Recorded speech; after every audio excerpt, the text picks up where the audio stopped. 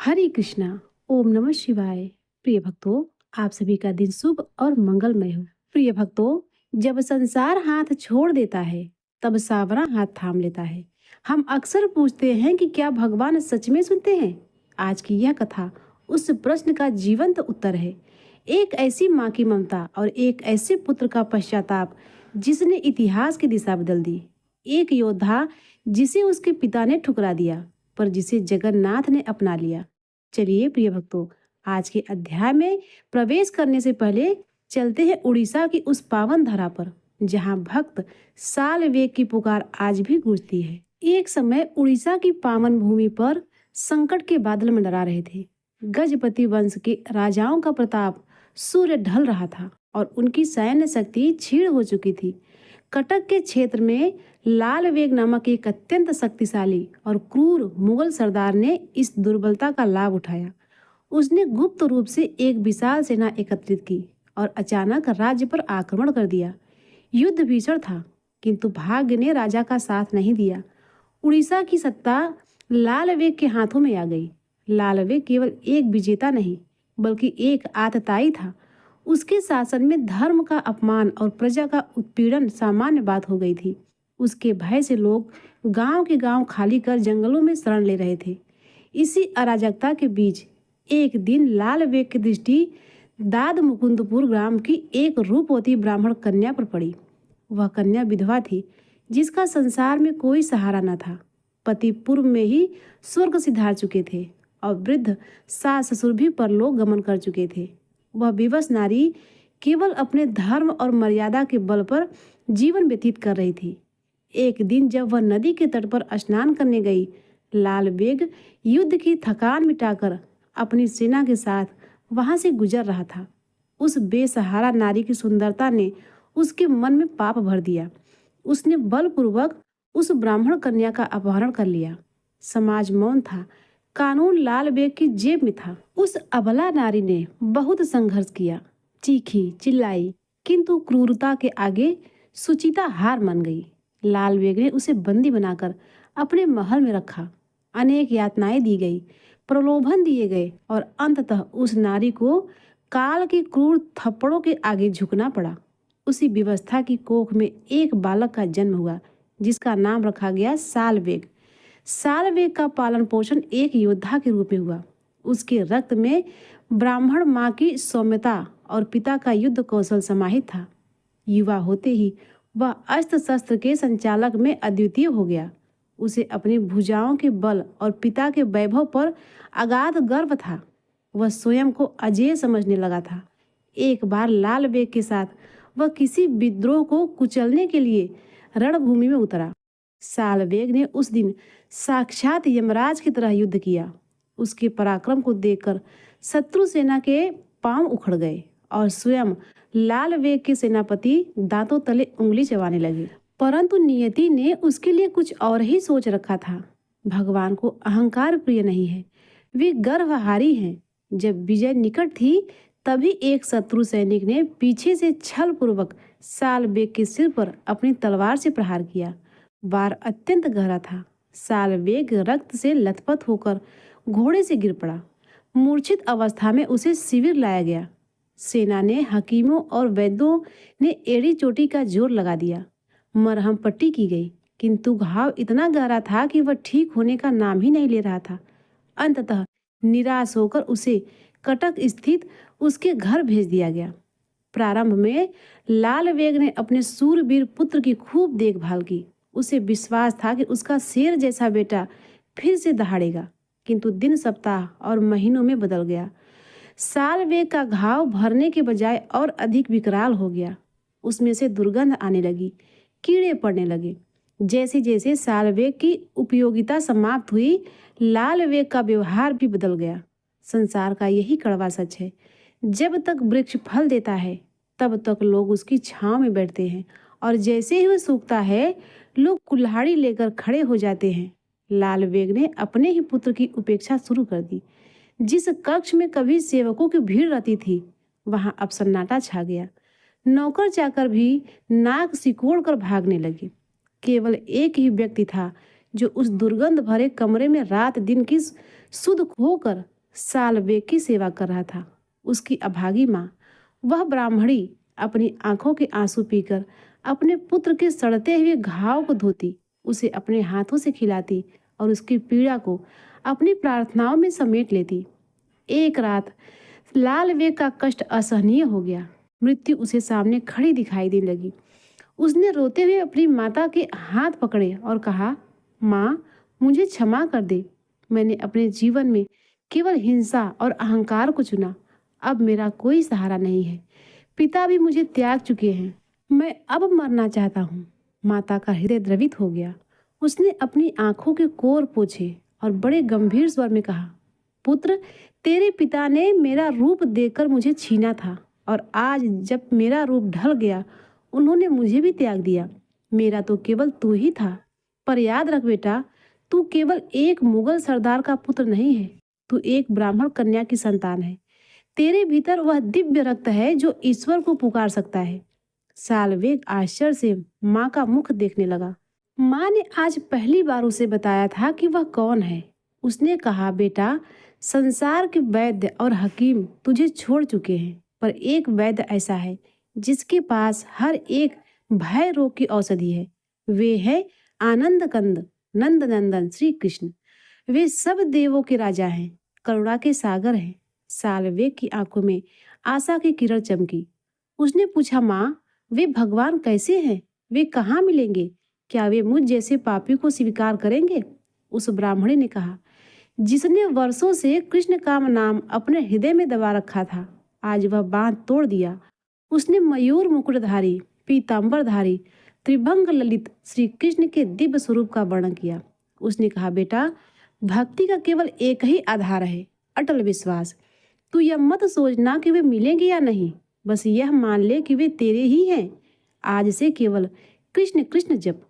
12 दिनों तक बिना रुके, बिना संशय के उनकी शरण में रह, वे अवश्य आएंगे। सालवेग ने आंखें मूंद ली। उनकी जीभ पर पहली बार श्री कृष्ण का नाम आया। प्रारंभ में यह केवल एक शब्द था, पर धीरे धीरे यह उसके प्राणों का संगीत बन गया। जैसे जैसे वह जप करता, उसे अपने घाव की पीड़ा कम महसूस होने लगी। उसका अंतःकरण शुद्ध होने लगा। वह कल्पना में भगवान की लीलाओं का दर्शन करने लगा। उसकी आंखों में अश्रुओं की धारा बहने लगी। ये आंसू पश्चाताप के भी थे और प्रेम के भी थे। 11 दिन बीत गए। घाव में कोई बाहरी सुधार नहीं दिखा।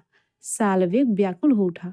उसने अपनी माँ से कहा, माँ, कल 12वां दिन है। यदि आज की रात प्रभु नहीं आए तो मैं समझूंगा कि वे मुझे स्वीकार नहीं करना चाहते। कल सुबह मैं स्वयं अपने प्राण त्याग दूंगा। उसी रात सालवेग दर्द और थकान के कारण सो गया। निद्रा में उसने एक अद्भुत स्वप्न देखा। उसने देखा कि चारों ओर एक दिव्य प्रकाश फैला है और उसके सिरहाने एक छोटा सा बालक, जिसके हाथ में मुरली है और मोर पंख लगा है, खड़ा मुस्कुरा रहा है। वह बालक साक्षात बाल मुकुंद थे। प्रभु ने मधुर स्वर में कहा, सालवेग, तूने सच्चे मन से मुझे पुकारा है। ले, यह विभूति भस्म अपने घाव पर लगा ले, तेरा कष्ट दूर हो जाएगा। पर याद रखना, स्वस्थ होने के बाद मुझे भूल मत जाना। तेरा यह घाव तो क्या, तेरे जन्म मरण का रोग भी मैंने काट दिया है। सालवेग ने सपने में ही वह विभूति अपने माथे पर, अंगों पर लगा ली। अचानक उसकी नींद खुली। वह क्या देखता है कि उसका शरीर शीतल हो गया था। जो घाव महीनों से सड़ रहा था, वह सूख चुका था। शरीर में नई शक्ति का संचार हो रहा था। वह चिल्लाया, माँ, माँ, उठो, देखो, तुम्हारे सांवरे ने मुझे जीवन दान दिया है। देखो माँ, मैं ठीक हो गया। जब माँ ने अपने पुत्र को स्वस्थ और तेजस्वी देखा तो उसकी आंखों में हर्ष के आंसू बह निकले।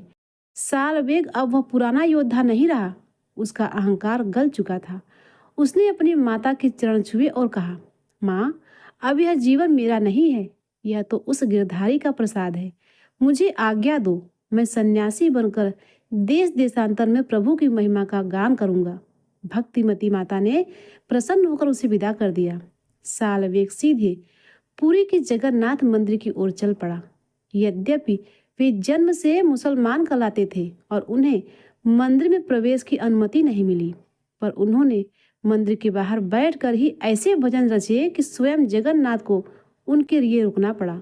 सालवेग उड़ीसा के सबसे महान भक्त कवियों में से एक हुए। उनकी माता भी उस घर को त्याग कर भक्ति में लीन हो गई। प्रिय भक्तों, चाहे मनुष्य कितना भी कष्ट में हो या कितने भी अंधकार में डूबा हो, यदि वह पूर्ण श्रद्धा से ईश्वर को पुकारता है तो भगवान उसे उबारने अवश्य आते हैं। सालवेग की श्रद्धा और माँ की ममता ने एक हत्यारे के वंशज को भक्तराज बना दिया। तो एक बार प्रेम से बोलिए राधे कृष्ण भगवान की जय, जय जगन्नाथ की। प्रिय भक्तों, आज के अध्याय में आप रसपान करेंगे श्री कृष्ण शाम संवाद और भगवान सूर्य नारायण की पूजा विधि के बारे में। राजा शतानिक ने कहा, हे ब्राह्मण श्रेष्ठ, भगवान सूर्य नारायण का महात्मा सुनते सुनते मुझे तृप्ति नहीं हो रही है, इसीलिए सप्तमी कल्प का आप पुनः कुछ और विस्तार में वर्णन कीजिए। तब सुमंतु मुनि कहने लगे, हे राजन, इस विषय में भगवान श्री कृष्ण और उनके पुत्र सांब का जो परस्पर संवाद हुआ था उसी का मैं वर्णन करने जा रहा हूँ। आप ध्यान पूर्वक सुनिए। एक समय सांब ने अपने पिता भगवान श्री कृष्ण से पूछा, पिताजी, मनुष्य संसार में जन्म ग्रहण कर कौन सा ऐसा कर्म करे जिससे उसे दुख न हो और मनोवांछित फलों को प्राप्त कर वह स्वर्ग लोक को प्राप्त कर सके और मुक्ति भी पा सके। कृपया आप इन सभी का वर्णन करें। मेरा मन इस संसार में अनेक प्रकार की आदि व्याधियों को देखकर अत्यंत उदास हो रहा है। मुझे क्षण मात्र भी जीने की इच्छा नहीं होती। अतः आप कृपा कर ऐसा उपाय बताएं कि जितने दिन भी इस संसार में रहा जाए ये आदि व्याधियाँ पीड़ित न कर सके और फिर इस संसार में जन्म न हो, अर्थात मोक्ष प्राप्त हो जाए। तब भगवान श्री कृष्ण ने कहा, हे वत्स, देवताओं के प्रसाद से, उनके अनुग्रह से और उनकी आराधना करने से यह सब कुछ प्राप्त हो सकता है। देवताओं की आराधना ही परम उपाय है। देवता अनुमान और आगमन प्रमाणों के से सिद्ध होते हैं। विशिष्ट पुरुष विशिष्ट देवता की आराधना करे तो वह विशिष्ट फल भी प्राप्त कर सकता है। तब सांब ने कहा, महाराज, प्रथम तो देवताओं के अस्तित्व में ही संदेह है। कुछ लोग कहते हैं कि देवता हैं और कुछ लोग कहते हैं कि देवता है ही नहीं। फिर विशिष्ट देवता भला किन्हें समझा जाए। भगवान श्री कृष्ण कहने लगे, वत्स, आगम से, अनुमान से और प्रत्यक्ष से देवताओं का होना सिद्ध होता है। सांब ने फिर कहा, यदि देवता प्रत्यक्ष सिद्ध हो सकते हैं तो फिर उनके साधन के लिए अनुमान और आगमन प्रमाण की कुछ भी अपेक्षा नहीं है। श्री कृष्ण कह लगे, वत्स, सभी देवता प्रत्यक्ष नहीं होते। शास्त्र और अनुमान से ही हजारों देवताओं का होना सिद्ध माना गया है। सांब ने फिर कहा, पिताजी, फिर जो देवता प्रत्यक्ष हैं और विशिष्ट और अभिष्ट फलों को देने वाले हैं, पहले आप उन्हीं का वर्णन कीजिए। अनंत शास्त्र तथा अनुमान से सिद्ध होने वाले देवताओं का वर्णन करें। श्री कृष्ण कहने लगे, प्रत्यक्ष देवता तो संसार के नेत्र स्वरूप भगवान सूर्य नारायण ही हैं। इनसे बढ़कर दूसरा कोई देवता नहीं है। संपूर्ण जगत इन्हीं से उत्पन्न हुआ है और अंत में इन्हीं में विलीन हो जाएगा। सत्य, आदि युग और काल की गणना इन्हीं से सिद्ध होती है। ग्रह नक्षत्र योग, कर्ण राशि, आदित्य, वसु, रुद्र, वायु, अग्नि, अश्विनी कुमार, इंद्र, प्रजापति, दिशाएं, भू स्व, ये सभी लोक और पर्वत, नदी, समुद्र, नाग तथा संपूर्ण भूत ग्राम की उत्पत्ति की एकमात्र हेतु भगवान सूर्य नारायण ही है। यह संपूर्ण चराचर जगत इन्हीं की ही इच्छा से उत्पन्न हुआ है। इनकी इच्छा से स्थित है और सभी इनकी ही इच्छा से यहाँ पर अपने अपने व्यवहार में प्रवृत्त होते हैं। इन्हीं के अनुग्रह से यह सारा संसार प्रयत्नशील दिखाई देता है। सूर्य भगवान के उदय के साथ जगत का उदय और उनके अस्त होने के साथ जगत का अस्त हो जाता है। इनसे अधिक न कोई देवता हुआ और न कभी हो सकेगा। वेदादि शास्त्रों तथा इतिहास पुराण आदि में इनका परमात्मा, अंतरात्मा आदि शब्दों से प्रतिपादन किया जाता है और ये सर्वत्र व्याप्त हैं। इनके संपूर्ण गुणों और प्रभावों का वर्णन 100 वर्षों में भी नहीं किया जा सकता। वत्स, इसीलिए दिवाकर, गुणाकर, सबके स्वामी, सबके सृष्टा और सबका संहार करने वाले भी यही कहे गए हैं। ये स्वयं अव्ययी हैं। जो पुरुष सूर्य मंडल की रचना कर प्रातः, मध्याह्न और सायं उनकी पूजा कर उपस्थान करता है वह परम गति को प्राप्त करता है। फिर जो प्रत्यक्ष सूर्य नारायण का भक्ति पूर्वक पूजन करता है उसके लिए कौन सा पदार्थ दुर्लभ है। और जो अपने अंतरात्मा में ही मंडलस्थ भगवान सूर्य को अपनी बुद्धि द्वारा निश्चित कर लेता हो तथा ऐसा समझकर वह इनका ध्यान पूर्वक पूजन हवन और जप करता है, वह सभी कामनाओं को प्राप्त कर लेता है और अंत में इनके लोक को प्राप्त होता है। इसीलिए हे पुत्र, यदि तुम इस संसार में सुख चाहते हो और भक्ति तथा मुक्ति की इच्छा रखते हो तो विधि पूर्वक प्रत्यक्ष देवता भगवान सूर्य की तन्मयता से आराधना करो। इससे तुम्हें आध्यात्मिक, आदि वैदिक और आदि भौतिक कोई भी दुख प्राप्त नहीं होंगे। जो सूर्य भगवान की शरण में जाते हैं उनको किसी प्रकार का भय नहीं होता। उन्हें इस लोक में तथा परलोक में शाश्वत सुख भी प्राप्त होता है। स्वयं मैंने भगवान सूर्य की बहुत काल तक यथाविधि आराधना की है। उन्हीं की कृपा से मुझे यह दिव्य ज्ञान प्राप्त हुआ है। वत्स, इससे बढ़कर मनुष्यों के हित का कोई और उपाय नहीं है। इसके बाद श्री सूर्य नारायण के नित्य अर्चन का विधान बताते हुए भगवान श्री कृष्ण कहने लगे, सांब, अब हम सूर्य नारायण की पूजा का विधान बताते हैं जिसके करने से संपूर्ण पाप और विघ्न नष्ट हो जाते हैं और सभी मनोरथों की सिद्धि होती है, पुण्य की भी प्राप्ति होती है। प्रातः काल उठकर शौच आदि से निवृत्त होकर नदी के तट पर जाकर आचमन करना चाहिए। फिर सूर्य उदय के समय मृतिका यानी मिट्टी का शरीर पर लेपन कर स्नान करे, पुनः आचमन कर शुद्ध वस्त्र धारण करे और साताक्षर मंत्र अर्थात ओम खगोलकाय स्वाहा से सूर्य भगवान को अर्घ दे। फिर हृदय में मंत्र का ध्यान करे और सूर्य मंदिर में जाकर सूर्य देव की पूजा करे। सर्वप्रथम श्रद्धा पूर्वक पूरक, रेचक और कुंभक नामक प्राणायाम कर वायवी, आग्नेय, महेंद्रीय और वारणी धारण करके भूत शुद्धि की रीति से शरीर का शोषण, दहन, स्तंभन और प्लावन करके अपने शरीर की शुद्धि कर ले। फिर अपने शुद्ध हृदय में भगवान सूर्य की भावना कर उन्हें प्रणाम करें। स्थूल सूक्ष्म शरीर तथा इंद्रियों को अपने अपने स्थानों में उपन्यस्त करें। ओम खंग स्वाहा हृदयाय नमः, ओम खंग स्वाहा शिरसे स्वाहा, ओम उल्काय स्वाहा शिखाय वकट्य, ओम याय स्वाहा कवचाय हुम, ओम स्वाहा स्वाहा।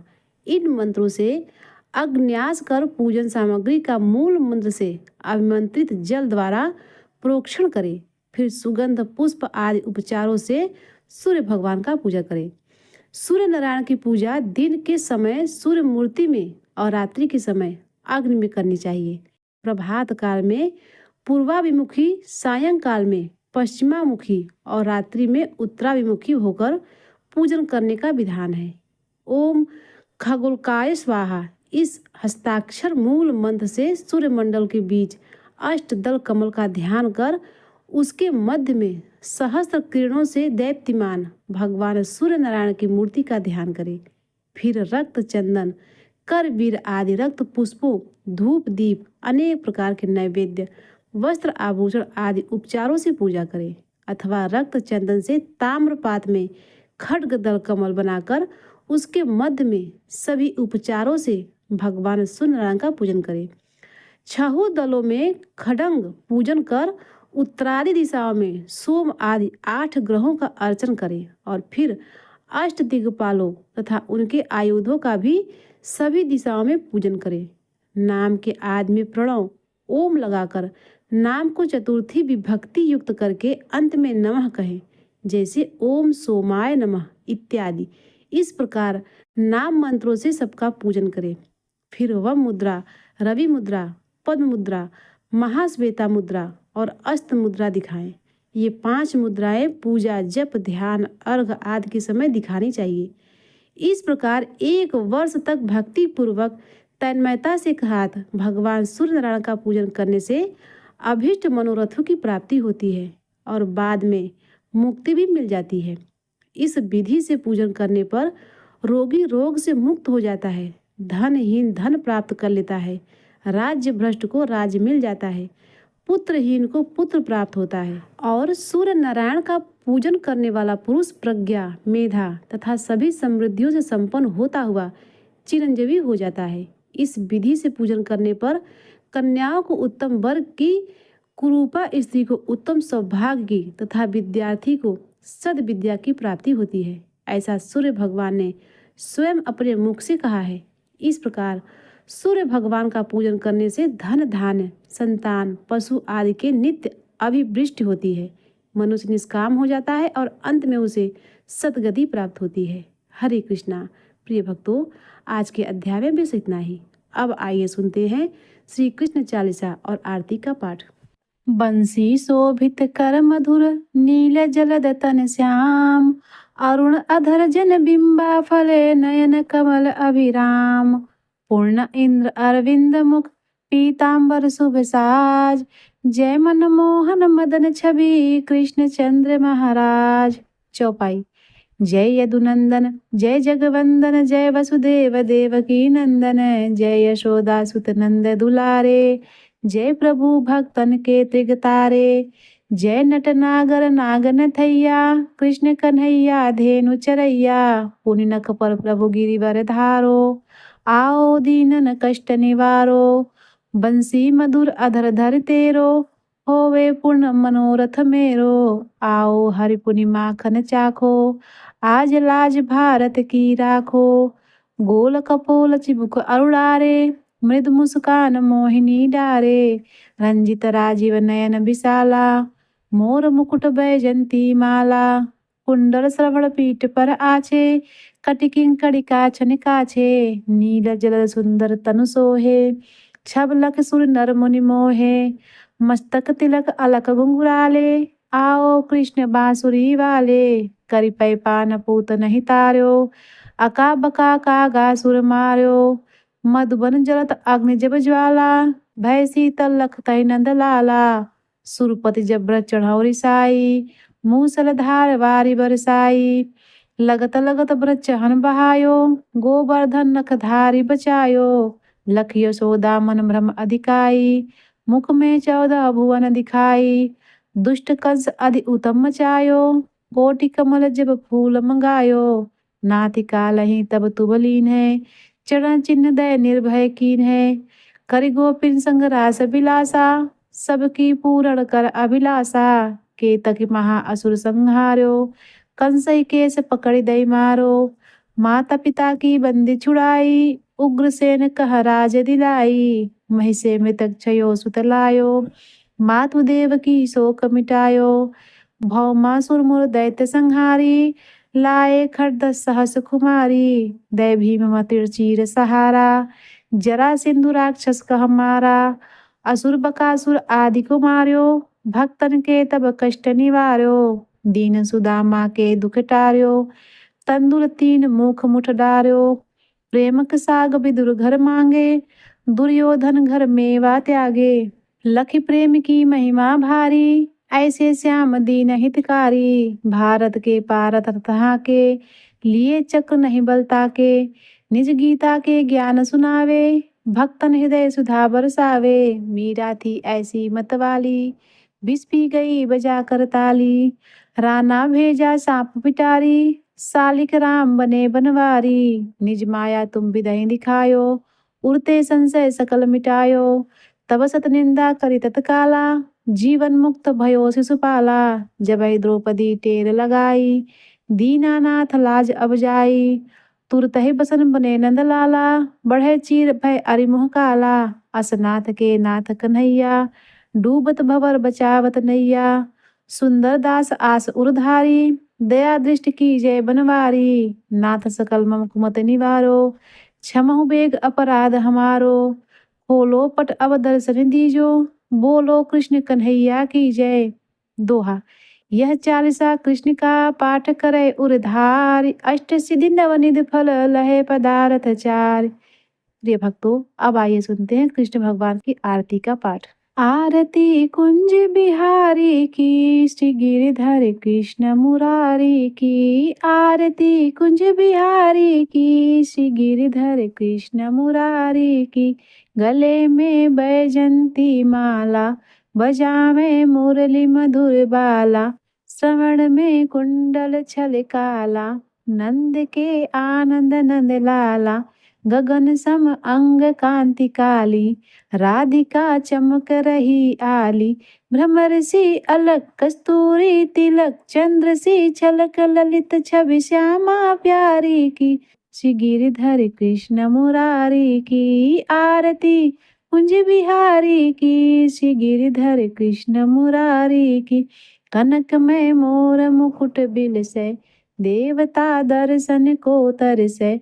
गगन सो सुमन राशि बरसे, बजे मुरचंग मधुर मृदंग। ग्वालनी संग अतुल रति गोप कुमारी की। श्री गिरिधर कृष्ण मुरारी की आरती, कुंज बिहारी की। श्री गिरिधर कृष्ण मुरारी की। जहाँ ते प्रकट भई गंगा, सकल मन हारिणी श्री गंगा। स्मरन्ते होत मोह भंगा, बसी शिव शीस जटा के बीच। हरै अघ कीच चरण छवि श्री बनवारी की। श्री गिरिधर कृष्ण मुरारी की आरती, कुंज बिहारी की। श्री गिरिधर कृष्ण मुरारी की। चमकती उज्ज्वल तन रेणु, बज रही वृंदावन वेणु। चहु दिशि गोपी ग्वाल धेनु, हसत मृदु मंद चांदनी चंद। कटत भव फंद, टेर सुन दिन दुखियारी की। श्री गिरिधर कृष्ण मुरारी की आरती, कुंज बिहारी की। श्री गिरिधर कृष्ण मुरारी की आरती, कुंज बिहारी की। श्री गिरिधर कृष्ण मुरारी की।